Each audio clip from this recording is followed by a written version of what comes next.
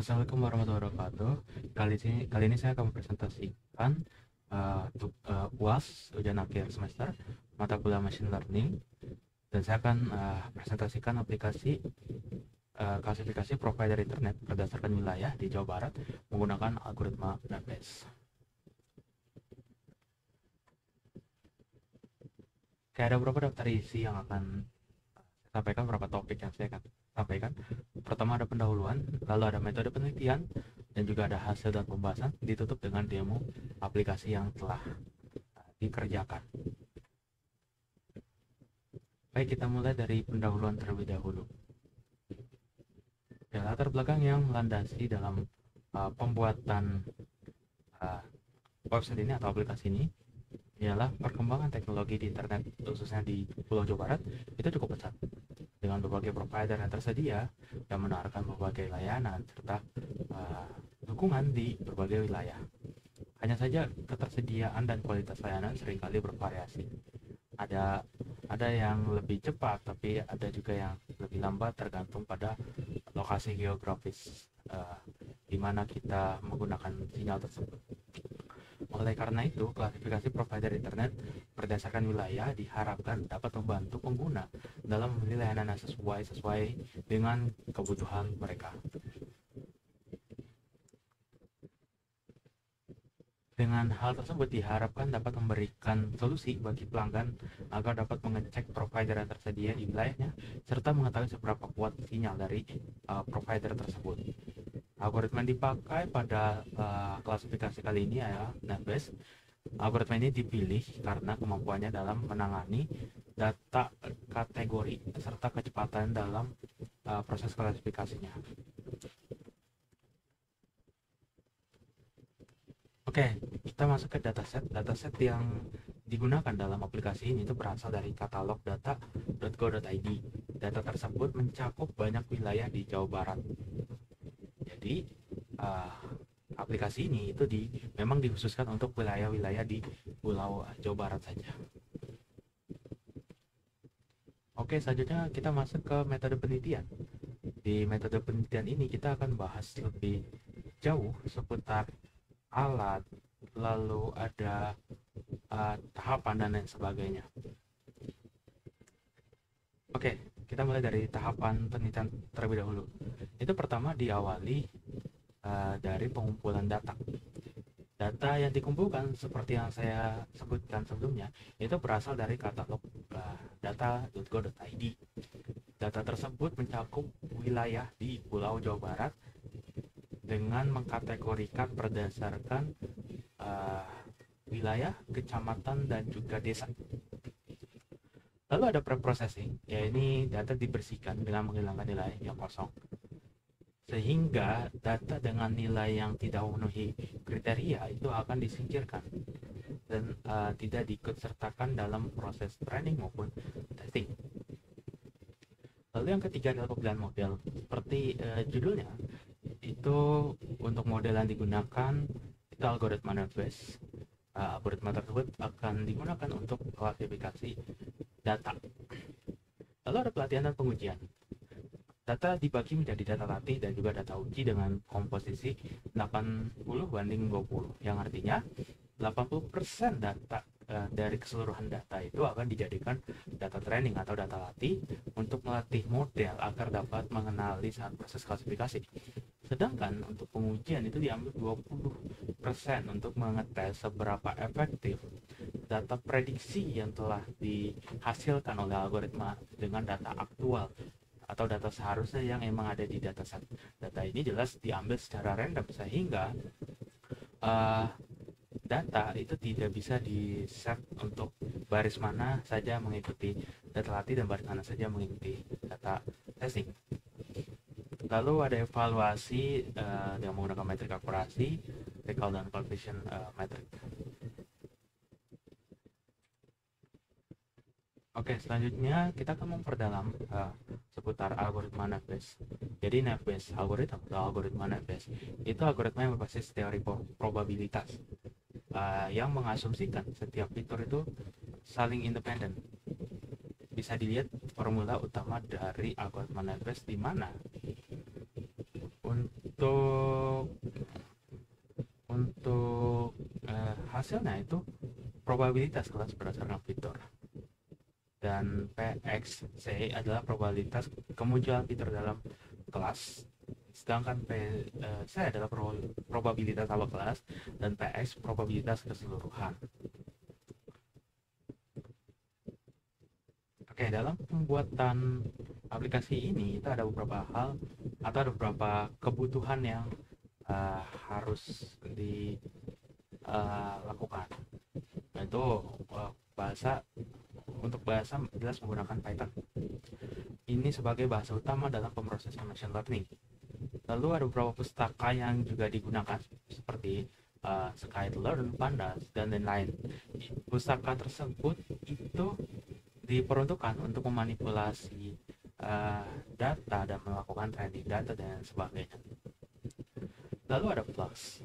Nah, Flux ini itu framework berbasis Python yang digunakan untuk back-end application. Jadi Flux ini saya gunakan untuk memproses data dan menyajikannya dalam bentuk JSON sehingga bisa dikonsum oleh front-end. Dan untuk front-endnya itu saya menggunakan Vue.js, framework front-end yang berguna untuk menampilkan informasi ke end user atau ke pengguna akhir.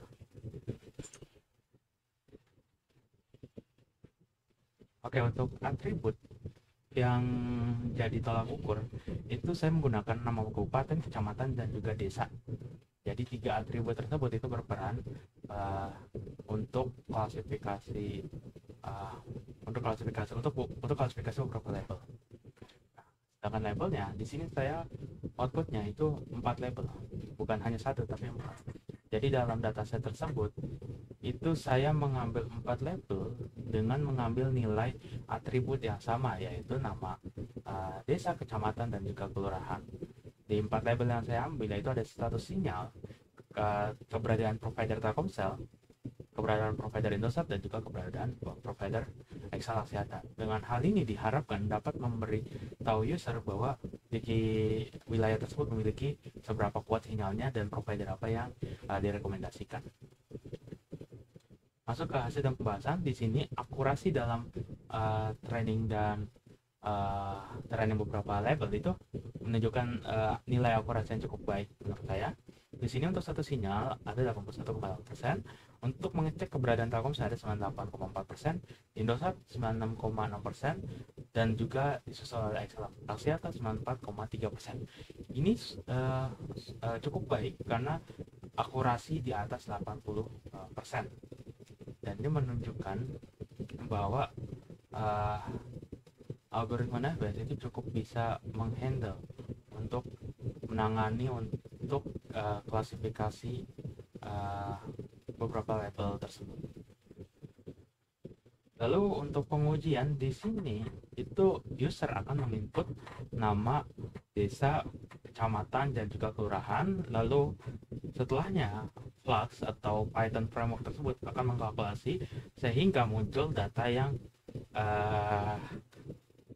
yang disajikan berupa satu sinyal Telkomsel, Indosat, dan Excel Axiata. Pada percobaan pengujian ini itu saya menguji wilayah di wilayah Kabupaten Bogor. Dan di sini bisa dilihat bahwa satu sinyal menunjukkan sinyal yang baik dengan provider yang direkomendasikan, yaitu Telkomsel, Indosat, Excel Axiata, yang artinya di wilayah tersebut itu cukup memenuhi kriteria. Dan juga jika Anda salah satu dari provider tersebut, tidak perlu khawatir karena status sinyalnya juga sudah baik, dan Telkomsel, Indosat ataupun Excel di sana providernya itu tersedia. Jadi no issue kalau misalnya pengguna ingin ke wilayah tersebut. Lalu ada pembahasan, jadi algoritma Navier menggunakan teori probabilitas dengan asumsi independensi fitur untuk mengklasifikasikan data. Kita ada pemrosesan data, yaitu data dikumpulkan dan dibersihkan. Lalu ada pembagian data dibagi dengan rasio 80/20, pengujian untuk melatih pola dalam data, dan juga evaluasi untuk menunjukkan distribusi data sehingga pengguna dapat mengambil keputusan lebih baik atau lebih lanjut lah. Oke, untuk kali ini saya akan mendemokan aplikasi yang telah dikembangkan. Halo, oke, jadi ini adalah aplikasi yang saya buat. Di sini untuk klasifikasi provider, di sini kita bisa lihat detail dari dataset, berapa desa dan berapa kecamatan, serta berapa banyak sinyal yang sudah masuk kategori bagus, yang sinyalnya lemah, dan yang tidak ada sinyal. Lalu kita ke menu training dan testing. Di sini menu ini untuk menghitung akurasi. Akurasi dari keempat label yang dipilih itu kira-kira berapa persen berdasarkan 3 variabel, yaitu ada kecamatan, kelurahan, dan juga desa. Oke, saya klik. Kita tinggal tunggu beberapa saat sampai backend mereturnkan resultnya, dan kita bisa lihat di sini ada 81,8% based on dataset. The testing rate with the label signal status show an accuracy of 81%. So di sini itu kita bisa lihat bahwa testing dengan status sinyal itu menghasilkan nilai 81,8%. Begitu juga untuk provider Telkomsel, Indosat, dan juga XL Axiata, yang mana di sini persentase itu cukup baik karena masih di atas 80%, terutama untuk klasifikasi provider, yaitu di atas 90% semua. Nah, kalau kita masuk ke menu klasifikasi, itu kita bisa untuk memilih kotanya di mana, kecamatan di mana, dan juga desanya, yang mana itu akan jadi tolak ukur berapa sinyal, dapat sinyalnya seberapa kuat, dan juga provider apa yang didukung. Sebagai contoh itu saya akan coba di Kabupaten Bekasi, di daerah Cilengsi, dan di desa Jatisari.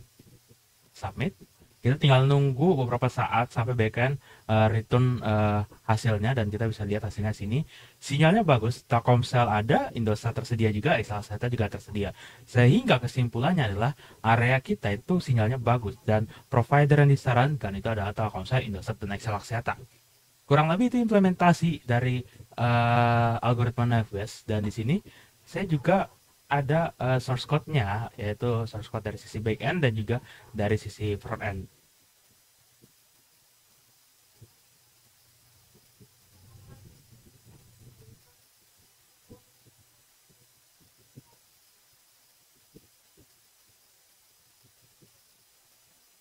Oke, sebentar. Oke, ini adalah back-end saya. Jadi di backend ini itu saya menggunakan Flux, bisa dilihat ada virtual environment-nya. Ini library saya install di sini, dan juga saya mengadopsi desain pattern MVC. Kita ada controller dan juga ada service-nya. Nah, di sini itu adalah proses untuk klasifikasi. Ini untuk nge-get nilai klasifikasinya, dan ini untuk ke klasifikasi. Nah, data yang tadi itu yang dikirim itu village ID-nya atau ID desanya. Karena di sini saya menggunakan SQLite, jadi seluruh data atribut terkait itu saya store di SQLite di database, sehingga di sini ada yang namanya village ID. Gitu. Dari sini saya nge-create klasifikasi berdasarkan village ID. Kalau kita mengunjungi service klasifikasi, kita di sini bisa lihat bahwa ada beberapa fungsi itu seperti diinisialisasikan dulu. Ada satu sinyal keberadaan Telkomsel, Indosat, dan XL Axiata. Lalu habis ini untuk beberapa function-nya itu digunakan untuk proses klasifikasi, dan ini sebagai atributnya. Ini nih atribut nama atribut yang ada di file CSV-nya. Sedangkan ini label yang ingin kita tuju. Lalu kita bisa dilihat di sini untuk proses trainingnya ada 80% saya ambil. Untuk trend datanya ini saya ambil secara random berdasarkan trend size-nya. Lalu habis itu saya looping, saya nggunain Panda data frame, lalu melakukan klasifikasi item. Saya training, looping sebanyak iterasi dari trend datanya. Sebanyak dari trend datanya looping. Lalu setelah proses training ini, itu ambil nilai village ID-nya dari database. Nah, kalau misalnya udah, itu tinggal ambil distrik dan juga kotanya, atau kecamatan dan juga kotanya. Nah, di sini itu karena file CSV-nya itu nilai atributnya itu nama dari kota dan juga distriknya, makanya saya ngambil nama kota dan juga nama kelurahannya. Nah, dari sini saya ambil karena ini berrelasi ya, jadi cukup pakai fungsi ini aja untuk mengambil nilainya, untuk mengambil datanya. Setelahnya saya prediksi ini untuk melakukan testing. Nah, ini sinyal statusnya. Karena di CSV-nya itu tuh sinyal kuat, lemah, dan tidak ada sinyal, jadi saya ubah menjadi bahasa Inggris seperti good signal, weak, no signal. Habis itu saya generate untuk klasifikasi resultnya. Ini prediksinya, ini prediksi yang telah dibangun sebelumnya. Lalu habis itu ini untuk kesimpulan yang ditampilkan di front end. Jadi provider mana yang akan ada, provider mana yang disarankan, lalu ditaruh di variabel pesan untuk ditampilkan ke user. Setelahnya baru di create sebagai history untuk ke database. Lalu habis itu dibalikan kembali, dan dari sini nilainya itu yang sudah diprediksi. Jadi di sini kita dapat nilai klasifikasi yang sudah ada di database, yang sudah berhasil diklasifikasikan. Habis itu tinggal kita prediksi dia nilainya. Kita lihat di sini ini. Nah, ini tabel klasifikasi dengan kolom kriteria, prediksi, konten, dan juga kriteria. Nah, prediksi ini nilai dari prediksinya. Makanya dari sini itu kan diambil kembali. Habis itu karena bentukannya itu tuh, kalau kita lihat dari sini bentukannya JSON. Ya sudah, di sini tinggal di load, diambil prediksinya. Habis itu kita manipulasi untuk kita balikan ke front end dengan format ID, kriteria, konten, dan juga prediksinya, sehingga bisa di-get sama front end dan juga bisa ditampilkan ke pengguna. Kurang lebih itu. Sedangkan kalau dari front end sendiri, itu tugasnya emang untuk menyajikan data. Untuk menyajikan data di sini saya pakai Vue.js, dan kalau kita lihat di sini, ini saya pakai Pinia untuk set manajemennya. Ini kita ambil datanya, ini kita create datanya, submit. Nah, nanti dari data ini return-nya itu adalah this data. This data ini setelah proses create akan diberi nilai datanya. Nah, ini respon API-nya, ini ada loading data, respon data. Nah, nilai ini yang diambil dan dilempar kembali ke komponen untuk bisa disajikan secara baik agar pengguna dapat informasi dengan lebih tertata. Nah, kurang lebih itu untuk penjelasan kodenya. Saya akan kembali ke presentasi saya. Oke, kita masuk ke kesimpulan, dan berdasarkan hasilnya itu kita bisa simpulkan bahwa algoritma Navier dapat digunakan untuk klasifikasi provider internet karena memang kita lihat dari 4 label itu memiliki akurasi yang cukup baik di atas 80%, dan untuk klasifikasi provider di atas 50%. Model ini juga dapat membantu pengguna dan penyedia layanan dalam memahami pola distribusi provider internet khususnya di Jawa Barat. Lalu dengan menambahkan informasi kekuatan sinyal, pelanggan dapat lebih mudah memilih provider berdasarkan lokasi mereka. Dan juga untuk saran, itu disarankan ada fitur tambahan seperti latensi jaringan atau tingkat kepuasan pelanggan dalam skala yang lebih luas. Oke, sekian presentasi saya untuk mata kuliah Machine Learning untuk ulangan akhir semester. Kurang lebihnya mohon maaf. Terima kasih.